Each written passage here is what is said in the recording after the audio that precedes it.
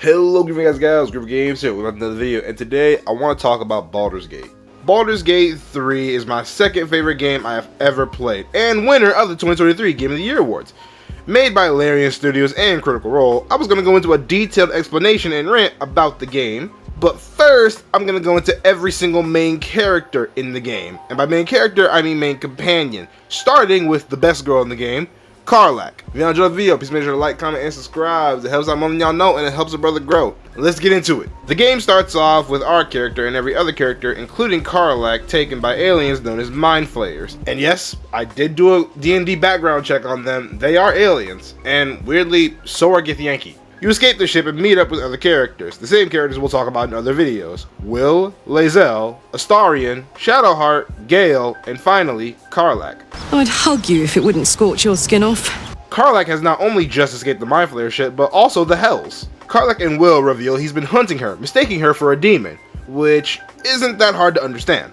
Her tiefling heritage, combined with her past, that we find out later that she was an active participant in a lot of fights and wars in the Hells, and the fact that she literally sets herself on fire when she's angry. Which brings me to the next part of her story. We find out about her heart, or her engine to be more precise.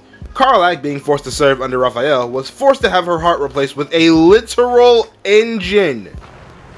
It ain't got no gas in it. This engine makes her stronger and heats her body up consistently to the point where if she's angry, she literally sets herself on fire. Sadly, this engine also comes with a drawback. Karlach can't touch anyone because it heats her body up to such extreme levels. Karlach tells us she's not just only being hunted by Will, but servants of Zariel, posing as paladins of Tyr. Enough! Enough! I'll not play pretend anymore. Karlach, you're going home in pieces if needs must. And you'll soon learn what it means to ally yourself with the likes of this garbage. Avernus was never my home. It was my prison. I'm free now. And I'm never going back! And to catch y'all up, Zariel is the demon who owned Karlach while she was in the Hells. We go to deal with these servants after we deal some gentle justice.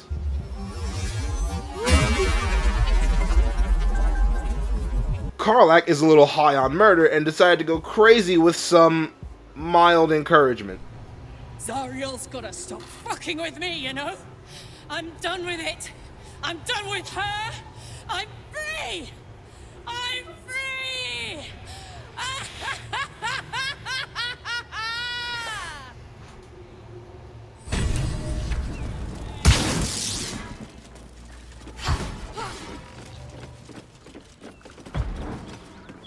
While following the main story of the game, we meet up with this tiefling camp. This little tiefling camp holds a blacksmith named Damon, who is very familiar with infernal machinery. He says he can fix Karlach's engine, but all he needs is some infernal iron. Infernal iron is a special metal from the Hells itself. We find the metal and give it to him, and he fixes her engine, partially. But he needs more to fix it properly. While talking with Karlach, we learn more about her story, and how she got stuck with the engine in the first place. She was sold to Zariel by her friend, or so she thought he was, Gortash. Shut up. To which she has an intense grudge. Seriously, hearing her talk about Gortash lets me know I'm not hating to my full potential. We've beaten the goblin leaders and progressed the story to the end of Act 1. And there is a cutscene with Karlach if she likes you enough. But before I talk about this scene with Karlach, I have to go into the other parts of Karlach's personality. Besides loving fighting, being slightly lewd, rambunctious, and a tendency to lose her shit like she's Young Justice Superboy. Superboy! The goal is escape, not to bury ourselves here. You want escape? Karlach is the moral compass of the group. She's the most kind member of the main group, not including Minsk. She deeply cares about people and is willing to help, no matter the cost. Most of the morally messed up decisions you make in the game, she won't like. Hell, if you destroy the druids with the goblins, she will actually refuse to travel with you. You will lose her as a companion. She loves decisions like saving Halsin, fixing the Shadowfell lands, and taking in a lost child, just to name a few. She is probably the most hero-like character in the group, yes, that includes Will. She is always looking after people, and very much is wanting to put her life on the line to help someone. Decisions she's not a fan of are killing the goblins that Ketheric tells you to deal with, killing this random squirrel that has beef with you, and siding with Gortash and planning to kill Orin first before getting to him. And so on and so on. Also going forward, I'm going to talk about Karlach through the story where we romance her. Why? Because she's the best girl in the game, and any attempt to convince me otherwise will fall upon deaf ears, you unborn fetuses. Sorry. I just really like Karlach. Anyways, after saving the grove, we sit with Karlach and have a nice, tame conversation. Gods, I want to ride you till you see stars. Never mind. In this conversation with Karlach, despite knowing she hates that she can't touch anyone, we really see it here. She's not only desperate to touch someone, but genuinely scared. Even when we want to kiss her and she wants to kiss us, she's afraid of hurting us. Even when she does hurt us, she won't touch us again until we get Daemon more infernal iron. We find some more infernal iron in Act 2 and give it to Daemon, and he fixes her engine to the point where she can touch people. Yay! But gives her some dire news, that she is now on a timer. Unless she goes back to the Hells, her engine will self-destruct and kill her. But Karlach refuses to go back to the Hells and decided she would rather die than go back there. Hell, she actually shoots you down when you tell her you don't want her to die, and that maybe going back to the Hells temporarily is a good idea. But now that she can touch people, she wastes no time. Literally, the next long rest you crack her. After that, you are fully in a relationship with her, or as Withers so eloquently put it, thou hast now a bosom companion. Karlach's story doesn't really progress anymore through Act 2 until the final fight and or after it. I bring her to the final fight, and in it she sees Gortash, the guy she thought was her friend but betrayed her and sold her to Zariel. Now revealed to be one of the big 3 bad villains of the game, excluding the Elder Brain itself. After defeating Ketheric Thorn, we hear the first time Karlach goes on a rant about Gortash, and trust, after she sees him, she talks about him quite a bit. He has to die. And I'm gonna be the one who kills him! Karlach's story progresses when we see Gortash and he invites us to his crowning. Yes, I forgot what it was called, so I'm calling it a crowning. As he's crowned the Archduke of Baldur's Gate. As I mentioned earlier, he offers an option to kill Orin, the other member of the 3 you had to kill. But not taking this option, because again, this is Karlach's storyline we're following, we kill Gortash first, after destroying his factory, making these stupid, dumb, monkey booty smelling robots called the Steel Watchers. I'm sorry about that, but if you've played the game, you know exactly why I hate these things. After defeating Gortash, we have, to me, the most amazing voice acting in the game. Seriously, this got me to actually tear up on my first playthrough. So Gortash is nothing more than a pile of flesh? Same as the rest of us. I feel like there should be a sunset for me to ride off into. Or an orchestral swell, or something. But there's nothing, is there? I killed the bastard who ruined my life, and my prize is that I get to crawl into a corner and die. Am I fucking missing something? I can't do it anymore. 10 years, man! It's enough! It's enough. He's dead. And he's no fucking sorrier now than he was before. What was the point? I'm still dying.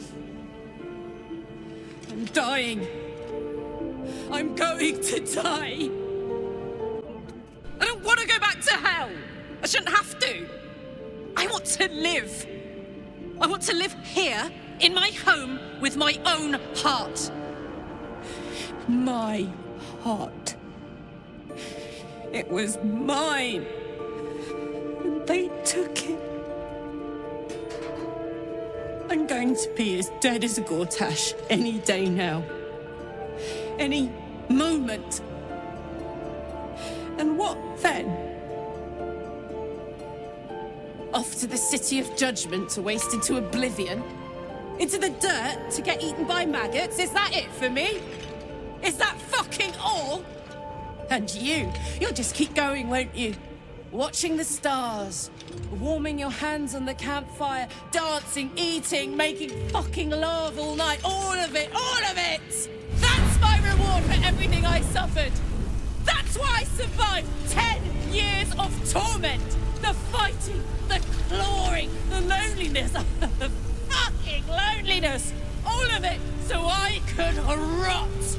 Because the person I trusted the most gave me away to the devil.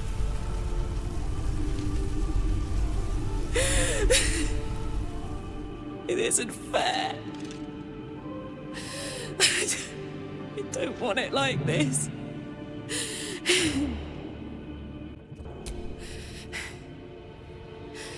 I don't want to die. I want to live. I want to stay. What the fuck am I supposed to do now?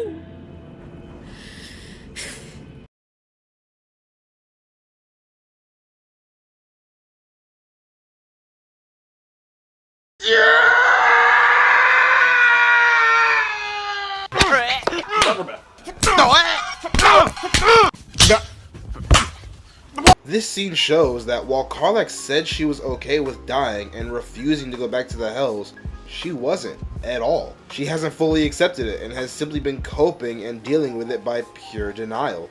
She's scared of dying, but not just that, she genuinely can't accept that after everything, after finally getting her revenge, after killing the men who betrayed her, who manipulated her, who literally sold her to the devil, nothing has changed. She's still going to die. And there's nothing she can do to change that, because going back to the Hells is still not an option to her. She heads back to camp and you won't be able to bring her back into your party till the next day. Karlach then talks to you, happier than ever this time, actually accepting her fate, and instead of being sad or angry or resentful, to which she definitely has the right to feel, instead she wants to spend every moment making a difference and living her life to the fullest, no matter how short that life may be now. And the first decision she makes is deciding to save Baldur's Gate. We go on a date with Karlach because it's the one thing apparently she wants to do with us. And it's nice, nothing really happens here, but it's just a really sweet moment in the game and I just wanted to mention it. At the end of the game, we free a character named Orpheus, who informs us that one of us has to turn into a mind flayer to save the world. And I'm going to be discussing the three main endings of this decision. Ending 1 is Karlach becomes a mind flayer, still having her personality, but a lot less fiery and more calm and tame. We find out that in this form, Karlach can live happily and somewhat normally. Her heart is no longer going to kill her, but she will have to live out the rest of her life in hiding, because she is a mind flayer now. Which, while already is a creature people are terrified of, the people of Baldur's Gate literally just got out of a horrible experience being hunted by mind flayers. But she doesn't care. She is willing to still be with you and live a long life with you. And in the final scene where everyone meets up again after, I think, a year, y'all are still happy, and that Karlach even has a setup of a deal to satisfy her hunger in a humane way. Wait, sorry. Past Guru forgot to mention this, but mind flayers have a very specific diet. And it's not too complicated, no dairy, no gluten, no artificial flavors, and oh yeah, brains. Only brains. Brains all the time. Simply brains. And the deal Karlach has set up is that she feeds on the dying, giving them a noble end. Very nice, sweet, and albeit visually weird ending. The next ending is Karlach exploding. If you or Orpheus become a mind flayer and you don't convince Karlach to go back to the Hells by the end of this adventure, she will die burning up, having her last sight be either you or the sunrise on a grateful world that she just saved. It is a heart-wrenching moment. This ending is the tragic ending, and the second worst one in my opinion. The first is betraying Mind Flayer Karlach and killing her and taking control of the brain yourself, but we're not talking about that one. And the final ending, and the best ending in my opinion, Orpheus becoming a Mind Flayer and you convincing Karlach to go back to the Hells, but with you. You decided to spend your life with her in the Hells, fighting by her side by side until you find a way to fix that engine so she can return to the overworld. And it's actually really good because at that time skip epilogue I mentioned earlier, there is actually mentioning that there's a way to fix her heart, and in the future, she can come back to the overworld. Yes, I know that's Minecraft, but I forgot what it's actually called, so we're calling it the overworld. But that is all of Karlach and her endings, and the best way I can describe her after going through all of it is tragic. Karlach is a girl full of hope, adventure, joy, and a whole lot of badassery. But the person she trusted the most sold her out. Her closest friend betrayed her, and she was sold to a devil to constantly fight in a war she didn't want to be a part of. She was Zariel's favorite, which would usually mean she's favored, but it actually means that she's toyed with the most. So much that her devil owner literally altered her body, tore out her heart and replaced it. And the one time she actually escapes, she's hunted down by a hero of Baldur's Gate and her owner's servants. And even after escaping the hells, she's pushed into another hell where she's about to turn into a mind flayer. But even with all of that, she's still happy, she's still cheerful, and still wants to help people more than anything. And even after finding some slimmer of hope for finally curing her of the machine Zariel put in her body, it is not only immediately crushed, but dealt with the bigger blow that it's going to kill her. And after that, the only thing she's looking forward to is getting revenge on the man who put her here in the first place. But after killing him, she completely realized that none of it mattered, and she's still going to die. And yeah, while I did discuss that 2 of her endings were good for her, technically they're still bad. She is either turned into an alien, forced to survive off human brains for sustenance, or she has to return to the place she never wanted to go back to the place she would have literally rather died than go back to. But even with all of this, through a majority of her story, Karlach remains Karlach. She remains happy, excited, hopeful, powerful, kind, and hot in more ways than one. She is truly a tragic character, but does not let her circumstances define her in any way. Karlach is truly amazing. And yet, we're fine. In this moment, we're fine. Here I am. There you are. Breathing, talking, even laughing if we want. Is it very precious to say that despite it all, I'm happy? But that's it for today, y'all. If y'all enjoyed the video, please be sure to like, comment, and subscribe. And let me know which Baldur's Gate character you want me to do next, because I'm going to go through all of the main ones, excluding Jaheira and Minsk. This is Groovy Games, and I'm out. Peace. I ain't worried about no Bible. I was smokers out with the bros. God had to change my life, kept me back to make shit right. God had to change my life, kept me back to make shit right. Man, I feel just like a quarterback. No ass, not the ball. Florida baby, get him gone. Said that bad, never made it home.